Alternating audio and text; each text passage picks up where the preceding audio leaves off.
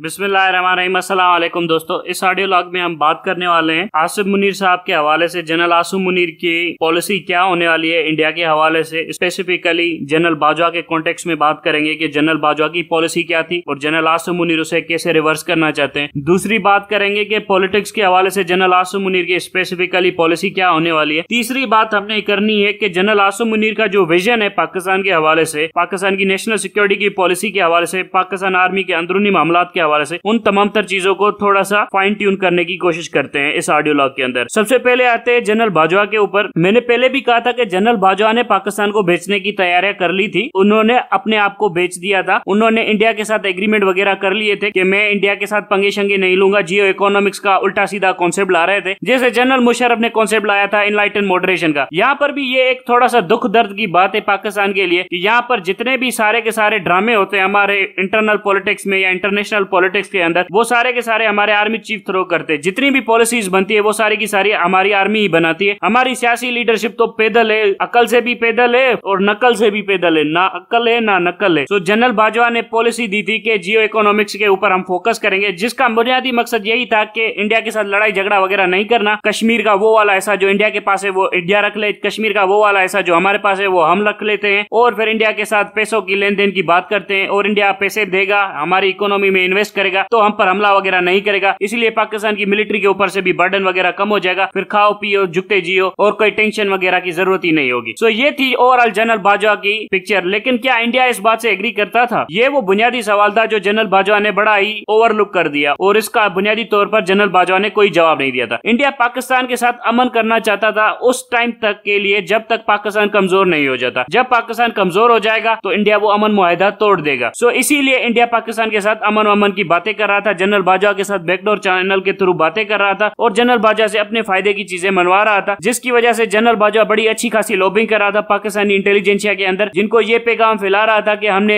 Israel को भी मार लेना चाहिए, हमने अमेरिकन पॉलिसी को टो करना चाहिए, चाइनीज कैंप के अंदर क्या रखा हुआ है। और उसके अलावा ये भी बताने की कोशिश कर रहा था कि इंडिया के साथ भी ताल्लुकात ठीक हो जाते हैं, ये कश्मीर का मामला वगैरह भी खत्म कर देते हैं, इंडिया के साथ तिजारत करते हैं, फायदे वादे लेते हैं, पैसे से बनाते हैं। सो ये वो ओवरऑल पिक्चर थी जो जनरल बाजवा ने पाकिस्तान के ऊपर पेंट करने की कोशिश की। अल्टीमेटली जनरल बाजवा के टाइम पूरा हो गया और जनरल बाजवा चला गया। अब जो नए आर्मी चीफ आए उन्होंने कहा है कि ये सारी की सारी पॉलिसी हमने रिवर्स करनी है, ये एकदम बकवास पॉलिसी थी। अब यहाँ पर आर्मी को देखना चाहिए कि उसके अंदर एक बंदा इतना ताकतवर हो जाता है कि पूरी की पूरी आर्मी को एक तरफ खींच कर लेकर जाता है, बल्कि पूरी की पूरी आर्मी को एक ही तरफ खींच कर लेकर जाता है। फिर चाहे पूरी फौज की मर्जी हो या ना हो, फिर पूरे नेशन की मर्जी हो या ना हो, लेकिन वो डायरेक्टली अपनी तरफ लेकर जाने की कोशिश करता है, जिसकी वजह से अल्टीमेटली क्या होता है, पाकिस्तान के अंदर कंसिस्टेंसी नहीं आती पॉलिसीज के हवाले से। For example general Musharraf enlighten moderation का तमाशा छोड़ गया, जनरल जियाउल हक ये आपके जहादी लोगों का तमाशा छोड़ गया। उसके बाद आया आपका जनरल क्यानी, उसकी तो पता नहीं कौन सी क्यानी डॉक्ट्रिन थी, उसका तो बुनियादी मकसद यही था कि अमेरिका को सवाल ना करो, दहशतगर्दियों के खिलाफ ऑपरेशन ना करो, चुपचाप बैठे रहो, बस जैसे माहौल चल रहा है वैसे चलने दो, वो माल बनाता गया। सो इसके बाद बाजवा आया, उसने तो अपनी अलग पॉलिसी देने की कोशिश की। अब होता यह है कि जब नया आर्मी चीफ आता है तो वो अपनी नई पॉलिसी देने की कोशिश करता है, जिसकी वजह से पाकिस्तान के अंदर जो स्ट्रेटेजिक पॉलिसीज है हमारी, उसके अंदर कंसिस्टेंसी नहीं होती, बल्कि कभी हम लेफ्ट में खड़े होते, कभी हम राइट में खड़े होते, कभी हम सेंटर में खड़े होते, जिसकी वजह से पाकिस्तान ने कभी तरक्की नहीं की। आप तरक्की तभी कर सकते हैं जब आपकी पॉलिसीज के अंदर कंसिस्टेंसी होती है। आप कुछ चीजें स्ट्रेटेजिक ऑब्जेक्टिव के तौर के ऊपर डिसाइड कर लेते हैं, फिर आप उनको हासिल करने के लिए दिन रात मेहनत करते हैं, जिसे हम मिलेनिया गोल्स कहते हैं, सस्टेनेबल डेवलपमेंट कहते हैं। सो वो चीजें होती हैं जो आपने सेट करनी होती है। यहाँ पर जब आर्मी चीफ पॉलिसी बनाता है तो एक आर्मी चीफ का टेन्योर होता है 3 साल के लिए, उसके बाद उसने चले जाना होता है, लेकिन फिर नया आर्मी चीफ आता है, फिर वो अपना नया ड्रामा लगा के रखता है, जिसकी वजह से कंसिस्टेंसी नहीं आती। लेकिन इसकी जगह पर अगर कोई पॉलिटिकल पार्टी या पार्लियामेंट आपकी पॉलिसी बनाएगी तो वो बड़ी लॉन्ग टर्म होती है, वो बड़ी कंसिस्टेंट होती है। वजह यह होती है कि पॉलिटिकल पार्टीज की एज बड़ी होती है आर्मी चीफ के टेन्योर से। आर्मी चीफ 3 साल के लिए आता है, पॉलिटिकल पार्टीज कम से कम 20 से 25 साल के लिए रहती है, एक छोटी से छोटी पार्टी भी 20 से 25 साल रहती है, जिसकी वजह से वो पूरी की पूरी पॉलिसीज वगैरह चला सकती है। पॉलिसीज के अंदर कंसिस्टेंसी होती है। आप अगर किसी पार्टी की भी एज कैलकुलेट करें तो 25 साल से ज्यादा बड़ी एज निकलती है और वो कंसिस्टेंट होती है अपनी तमाम तर पॉलिसीज के हवाले से। पीपल्स पार्टी देख ले 50 साल से ज्यादा पुरानी पार्टी है। इसके अलावा मुस्लिम लीग नून देख ले, तकरीबन 30 साल हो चुके हैं इस पार्टी को बने हुए। पीटीआई देख ले 20 साल हो चुके हैं इस पार्टी को बने हुए, आज तक जिंदा है। सो ये वो चीजें हैं जो हमें सोचनी चाहिए कि हमें लॉन्ग टर्म पॉलिसीज बनानी है या शॉर्ट टर्म पॉलिसीज जो आर्मी हमें फीड करती रहती है। अब आर्मी को ये सारी की सारी पॉलिसीज बनाने का ड्रामा बंद करना पड़ेगा। आर्मी को सिविलियन लीडरशिप को स्पेस देना पड़ेगा। हमारे सिविलियन जो भी पॉलिसीज बनाएंगे वो बहुत ज्यादा लॉन्ग टर्म पॉलिसीज होंगी, जिसकी वजह से हम पाकिस्तानियों को बहुत ज्यादा फायदा होगा। फिर वो चाहे पॉलिसीज हमारी इकोनॉमिक डोमेन के हो, जियो पॉलिटिक्स के डोमेन में हो, हमारे रीजनल टाइज के हवाले से हो, या हमारी पॉलिसी कश्मीर के हवाले से हो। अब इमरान खान दोबारा से प्राइम मिनिस्टर बनकर आ रहा है, मतलब आने वाले 5 साल फिर से इमरान खान की पॉलिसी चलेगी कश्मीर के ऊपर। सो इससे पाकिस्तान का जो कश्मीर के ऊपर मौकिफ होगा वो ज्यादा मजबूत होगा। इससे पाकिस्तान की जो इकोनॉमिक पॉलिसी होगी वो भी ज्यादा मजबूत होगी। ये जो जनरल बाजवा ने तमाशा लगाया हुआ था जियो इकोनॉमिक्स का, तो ये किस तरह का विजन था जो बार बार ये प्रोपोगेट कर रहा था पाकिस्तान की मीडिया के ऊपर। मकसद इसका ये था कि मैं सस्ते में कश्मीर को भेज जाऊं इंडिया को, और फिर यहाँ पर मैं अमन का मुआहदा करवा के जाऊं। क्या इंडिया उन अमन के मुआहदे को मानता? इंडिया टेम्पररीली उस अमन के मुआहदे को मानता तब तक के लिए जब तक इंडिया एक सुपर पावर नहीं बन जाता। जिस दिन इंडिया सुपर पावर बन जाता उस दिन सबसे पहले पाकिस्तान की ठुकाई करता। जनरल बाजवा ने बड़े अच्छे तरीके से नरेंद्र मोदी के बूट चाटने की, बूट पॉलिश करने की कोशिश की है, लेकिन नरेंद्र मोदी ने घास नहीं डाली जनरल बाजवा को। ज्यादा से ज्यादा जनरल बाजवा को जो दिया है नरेंद्र मोदी ने वो ये दिया है कि सीज फायर लाइन डिक्लेयर कर दिए और सीज फायर डिक्लेयर कर दिया है आपकी एलओसी के ऊपर। उससे ज्यादा तो नरेंद्र मोदी ने कुछ भी नहीं दिया। आपके बीएलए के टेररिस्ट फटते फिर रहे थे बलूचिस्तान के अंदर, वहां पर से जनरल बाजवा ने कोई भी प्रोपेगेंडा नहीं किया इंडिया के खिलाफ। आप इनफैक्ट देखेंगे कि जनरल बाजवा के 6 साल उसने इंडिया को पाकिस्तान का बाप बनाकर रखा हुआ था। इस शख्स की गद्दारी पाकिस्तान में सबसे बड़ी गद्दारी है, लेकिन फिर भी कोई फौजी इसको गद्दार कहने को तैयार नहीं। सारे फौजी देखो उल्टी सीधी बातें करते कि जनरल बाजवा दुरुस्त था, पीटीआई वाले झूठ बोलते। अरे जनरल बाजवा दुरुस्त था, तुम्हारा कश्मीर भेजने के चक्कर में बैठा हुआ था। यही वो फौज है जो हमें 70 साल से कह रही है कि कश्मीर शेरक है, और उसी शेरक को जनरल बाजवा भेज रहा था। ये अंधे फौजी कह रहे हैं कि ये जनरल बाजवा दुरुस्त था। ये किस तरह की नॉनसेंस है जो इन फौजियों के अंदर भरी पड़ी हुई है। इन फौजियों को अकल नहीं है कि जनरल बाजवा कितनी दोगली पॉलिसी चला रहा था पाकिस्तान के हवाले से। यहाँ पर लोगों के अंदर नैरेटिव सॉफ्ट करने की कोशिश कर रहा था, मीडिया के अंदर लोगों का राय बदलने की कोशिश कर रहा था, आर्मी के अंदर जितने भी मुखालिफ लोग थे उनको हटाने की कोशिश कर रहा था, उनको सेक कर रहा था, उन्हें खुडे लाइन लगाने की कोशिश कर रहा था, आर्मी के ऊपर और ज्यादा ताकत से कंट्रोल करना चाहता था, एक्सटेंशन के ऊपर एक्सटेंशन लेना चाहता था, तीसरी बार एक्सटेंशन लेना चाहता था। इतना ग्रीडी नॉनसेंस बंदा था। और फिर भी ये फौज के कुछ लोग कहते हैं कि जनरल बाजवा ठीक है। किस बात में ठीक है? क्या अचीवमेंट है जनरल बाजवा की? इस जनरल की हद देके सबसे ज्यादा आर्मी से ऑफिसर्स को अगर किसी ने निकाला है तो वो इस जनरल ने निकाला है। और किन केसेस के ऊपर निकाला है? छोटे छोटे फ्रिवलस से केसेस बनाकर लोगों को निकाला है, क्योंकि वो इसके पॉलिटिकल विजन को सूट नहीं करते थे। इसकी वजह से ये लोगों से भिड़ता फिरा और उन्हें निकालता फिरा। आपको एक और चीज बताता हूँ, इसने एक सिविलियन का कोर्ट मार्शल कर दिया, उसे 5 साल सजा भी दे दी। लानत पड़े हमारी सिविलियन कोर्ट्स के ऊपर कि एक सिविलियन का ट्रायल मिलिट्री कोर्ट के अंदर हो गया, उसे सजा भी दे दी और उसे 5 साल के लिए जेल के अंदर भी भेज दिया। उसके तकरीबन 4 साल पूरे हो चुके। अब सिविलियन का कोर्ट मार्शल करके गया है जनरल बाजवा। जनरल बाजवा किस हैसियत में सिविलियन का कोर्ट मार्शल कर सकता था? ये तो जनरल बाजवा से पूछना चाहिए कि आपने किस हैसियत में एक सिविलियन का कोर्ट मार्शल किया। ये वो डायरेक्ट केस बनता है जनरल बाजवा के ऊपर, लेकिन फिर भी मजाल है कि इन कोर्टों को पता चल जाए। सिविलियन कोर्ट्स अपनी इज्जत नहीं करवाती, सिविलियन पॉलिटिशियंस खुद अपनी इज्जत नहीं करवाते, हमारी मीडिया खुद अपनी इज्जत नहीं करवाते, खुद को जलील करवाते रहते हैं, जिसकी वजह से ये आर्मी इतनी ताकतवर है। अगर ये सब लोग इस आर्मी को क्वेश्चन वगैरह करना शुरू कर दें तो ये आर्मी सीधी हो जाएगी, लेकिन कोई क्वेश्चन ही नहीं करता। सब लोग कहते हैं कि जो आर्मी कहेगी वो सब कुछ ठीक होगा। अब अगर आप माइट इज राइट वाला प्रिंसिपल चलाना है तो ये रियासत ज्यादा देर चलेगी नहीं, फिर रियासत इतनी बुरी तरह से डिसइंटीग्रेट होगी कि कोई भी फौज इस रियासत को समेट नहीं सकेगी। 1971 में हमारे पास फौज थी, लेकिन हम फिर भी बांग्लादेश को पाकिस्तान के साथ नहीं रख सके थे ताकत के बलबूते के ऊपर, क्योंकि एक्सटर्नल प्लेयर्स भी बैठे थे, उन्होंने अपना इंटरवीन किया और पाकिस्तान को तोड़ दिया। यहाँ पर भी यही होगा, एक्सटर्नल प्लेयर्स इंटरवीन करेंगे और तोड़ देंगे। अगर हमारे यहाँ पर इंटरनल हार्मनी नहीं होगी तो एक्सटर्नल प्लेयर्स के लिए बहुत बड़ी गोल्डन अपॉर्चुनिटी होगी कि पाकिस्तान के अंदर दखल अंदाजी करे। इंडिया तो तैयार बैठा हुआ है। अब आते हैं जनरल आसिम मुनीर के हवाले से। जनरल आसिम मुनीर ने कहा था कि मुझे सबसे पहले पाकिस्तान की आवाम के साथ ताल्लुकात ठीक करने पाकिस्तानी फौज के। सर जी आप बिल्कुल ठीक कीजिए, पहले तो आपका काम नहीं है आवाम के साथ ताल्लुकात ठीक करना, आपका काम है कि आप सरहद की हिफाजत करें, आप नेशनल सिक्योरिटी के हवाले से चेक एंड बैलेंसेस रखें। बाकी आपका काम नहीं है कि पाकिस्तानी आवाम आपके बारे में क्या सोचती है। फिर भी आपका अगर इतना इंटरेस्ट है पाकिस्तानी आवाम के अंदर तो मैं बता देता हूँ, ये कॉस्मेटिक्स की चीजें ना कीजिए। ये जो कॉस्मेटिक का मेकअप वगैरह करके आप कह रहे हैं कि हम बदल गए हैं, हम ये चीजें बदल दी हैं, ये ना कीजिए। ये हम सबको अच्छे तरीके से पता है। अगर आप जेन्युइनली सिंसियर हैं और आप चाहते हैं कि पाकिस्तान की आवाम के साथ आपके ताल्लुकात मजबूत हो तो 2-3 चीजें आपको फौरी तौर के ऊपर करनी चाहिए। जनरल बाजवा का कोर्ट मार्शल करें, डर्टी हैरी का कोर्ट मार्शल करें, जनरल नदीम अंजुम का कोर्ट मार्शल करें, जनरल अजहर अब्बास का कोर्ट मार्शल करें, ये मिस्टर XYZ जितने भी सेक्टर कमांडर इन सबका कोर्ट मार्शल करें, तब आपके और पाकिस्तानी आवाम के ताल्लुकात ठीक होंगे। बाकी ये जो कॉस्मेटिक से काम के ऊपर लग गए हैं ना आप लोग कि यहाँ पर ये कर देंगे, यहाँ पर फोटो सेशन करवा देंगे, यहाँ पर इंडिया के खिलाफ नैरेटिव बनाएंगे, फिर हमारे ताल्लुकात ठीक हो जाएंगे। सो ये कॉस्मेटिक वाला काम बिल्कुल भी नहीं चलेगा, ये सुपरफिशियल काम बिल्कुल भी नहीं चलेगा। अगर आप जेन्युइनली चाहते हैं पाकिस्तानी आर्मी को ठीक करना तो आपको बहुत कुछ करना पड़ेगा, ये सुपरफिशियल काम बिल्कुल भी ना करें। अब बात है आपके अफगानिस्तान के विजन के ऊपर। सेंट्रल एशियन का विजन जो आपका है वो बिल्कुल दुरुस्त है, इसके ऊपर मैं भी एग्री करता हूँ। मसला यहाँ पर यही है कि पैसे कहाँ पर है। सेंट्रल एशिया का जो विजन है पाकिस्तान का कि हम पूरी की पूरी सेंट्रल एशिया के साथ पाकिस्तान को कनेक्ट कर देंगे, अफगानिस्तान के थ्रू रोड नेटवर्क बिठाएंगे, ट्रेन नेटवर्क बिठाएंगे, रेलवे नेटवर्क बिठाएंगे, जिसके थ्रू हम सेंट्रल एशिया को एक्सेस देंगे गवादर का, और गवादर से इंटरनेशनल सी रूट्स की तरफ उनको एक्सेस देंगे। यहाँ से सेंट्रल एशियन ममालिक फायदा उठाएंगे, पाकिस्तान को भी फायदा मिलेगा, अफगानिस्तान भी तरक्की करेगा। बड़ा अच्छा विजन है, लेकिन ये विजन हमारा 1980 से 1970 से, लेकिन ये विजन अभी तक इंप्लीमेंट नहीं हुआ। वजह क्या है? पहले कुछ लोग कहते थे जंगे थी, अब तो जंगे भी नहीं है, अब पैसे नहीं है। पैसे कहां से आएंगे इस पूरे के पूरे विजन को इंप्लीमेंट करने के लिए? हम विजन बड़ा अच्छा कर लेते, गवादर बड़ा दुबई की तरह बनेगा, फिर हम विजन कर लेते कि यहाँ पर ये बनाएंगे, यहाँ पर ताजमहल बनेगा, यहाँ पर मुगलों का महल बनेगा, लेकिन उसके लिए पैसे कहां से आएंगे? सो ये जो विजन है इसके लिए पहले आप इसके अंदर टांगे डालें, जो इसके पैसे हैं वो कहां से आएंगे वो कैलकुलेट करें कि सेंट्रल एशियन ममालिक कितने दे सकते हैं, अफगानिस्तान कितना मैन पावर कंट्रीब्यूट कर सकता है, अफगानिस्तान के रॉ मटेरियल कैसे यूज किए जा सकते हैं, चाइना हमारी कितनी मदद कर सकता है। सो इस तरह से अगर आप इस विजन को देखेंगे, क्या ये विजन फ्रूटफुल होगा, नहीं होगा, क्या इस विजन के थ्रू पैसे बनेंगे, नहीं बनेंगे, या ये बेनिफिट ओवर कॉस्ट की एनालिसिस करके देखिए इस विजन की, उसके बाद जाकर इसे इंप्लीमेंट कीजिए। बाकी बगैर टांगों के हम जो विजन कर लेते हैं, बगैर फाइनेंसेस के विजन कर लेते हैं, उसके बाद पता चलता है कि उस विजन के कोई सरपाव ही नहीं थे। हमने सड़कें तो बना दी, लेकिन सड़कों को मेंटेन करने के लिए पैसे ही नहीं है। वजह यह थी कि सड़कों से हमारी प्रोडक्टिविटी नहीं बढ़ती। सो इस विजन का जो आपका सेंट्रल एशियन का विजन है, इससे हमारी प्रोडक्टिविटी बढ़ेगी नहीं बढ़ेगी वो एनालाइज करके बाद में इस विजन के अंदर हाथ डालिएगा, ऐसे ना घुस जाइएगा, वरना फिर बीच रास्ते में अबेंडन करना पड़ेगा, जिसमें आपका टाइम भी जाया होगा, आपके रिसोर्सेज भी जाया होंगे, आपका पैसा भी जाया होगा। अब तक के लिए इतना ही। Thank you very much.